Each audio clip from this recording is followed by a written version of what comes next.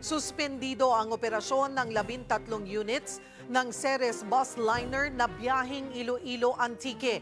Yan ay matapos mahulog sa bangin ang isa nilang bus na ikinasawi ng 17 sakay, kabilang ang driver, konduktor at inspektor.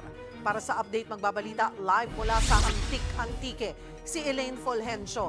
Elaine, ano ang latest? Sigurado na bang nahango na yung mga sakay ng bus na nahulog sa bangin?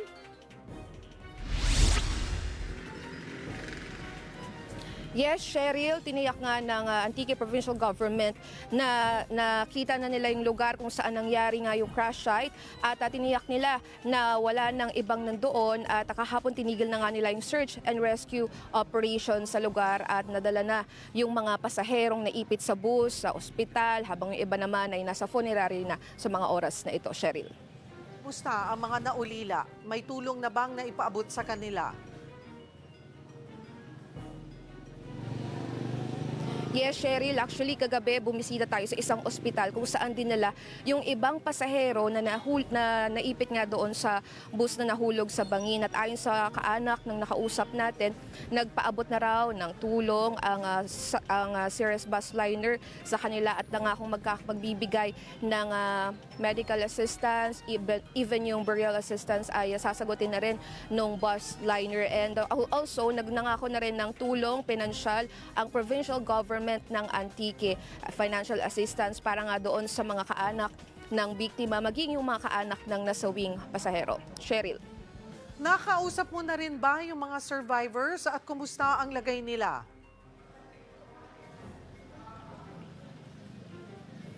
Actually, Cheryl, sinubukan natin na kausapin yung ilang survivor kagabi pero nagpapahinga na kasi sila sa ganyang oras. Pero yung isang nanay nung survivor na teacher ay nakausap natin at ayon sa kanya stable na yung kanyang anak, nagpapagaling na nagtamo ng minor injury, sugat. Ito, yung anak niya ay niligtas ng isang bus inspector, niyakap daw kasi ng inspector yung anak niya. Kaya nung nahulog yung bus, ay yung inspector yung talagang napuruhan. At laking pasalamat nga nung nanay nung teacher dahil talagang proteksyonan ng inspector yung kanyang anak at hanggang ngayon kasama pa rin niya ito at nagpapagaling na sa ospital, Cheryl. Ano rin yung mga tulong na naibigay na sa mga survivor?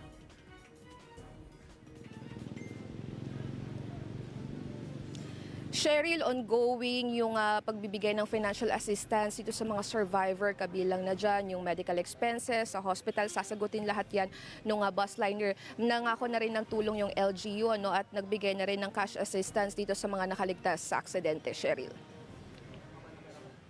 Bukod doon sa mga mismong mga sakay ng bus, wala na bang ibang napinsala pa sa paligid o nadamay?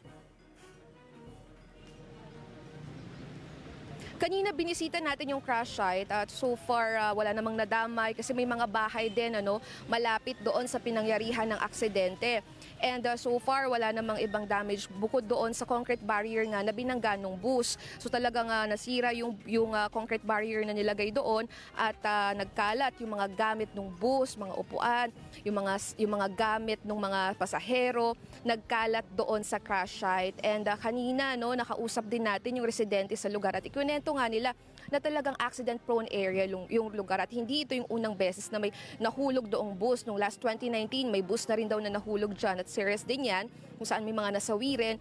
And then mostly din ang nahuhulog ay mga delivery trucks, yung talagang malalaking truck na nahihirapan daw sa kurbadang part na yan. Madalas talaga doon yung aksidente at kwento pa nung isang residenteng nakausap natin, talaga raw na matulin yung patakbo ng bus. Malayo pa ito doon sa sharp curve kung saan nahulog yung bus, matulin na yung takbo niya hanggang sa mawala na nga ng control doon sa bahaging kung saan nahulog yung bus. Cheryl.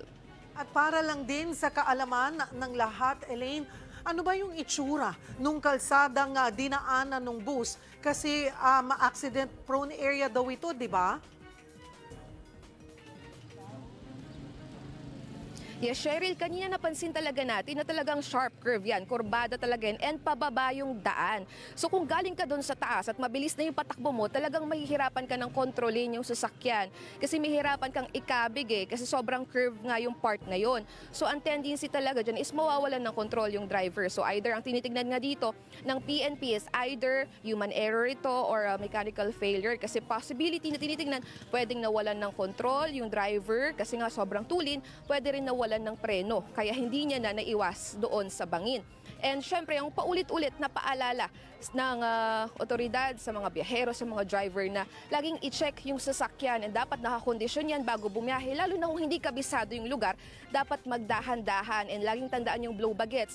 I-check yung brakes, yung lights, yung kung ano mang tubig, gulong, para makaiwas sa anumang disgrasya o aksidente, Cheryl. Maraming salamat, Elaine Fulgencio. Sariwang balita ba ang hanap mo? Simple lang. I-click mo na ang subscribe button at ang notification bell para lagi kang updated sa mga balitang dapat mong malaman.